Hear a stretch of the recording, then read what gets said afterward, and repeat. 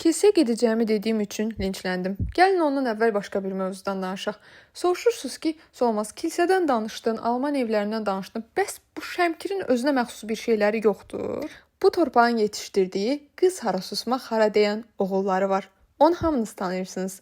O Əhməd Cavaddır. Bura İstiqlal Parkıdır. Gördüyünüz himnimizin söz yazarı olan Əhməd Cavad, bəstəkar olan Üzeyir Hacıbəylidir. Əhməd Cavad Şəmkirin Seyfəl kəndində anadan olmuşdur.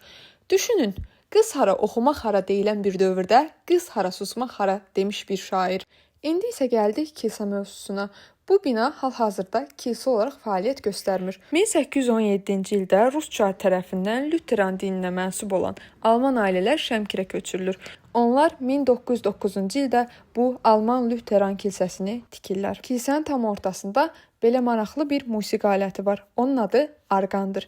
Arqan ibadət musiqisi üçün istifadə olunur. Bir sonraki video üçün Şəmkirin hansı hissəsinə gedək?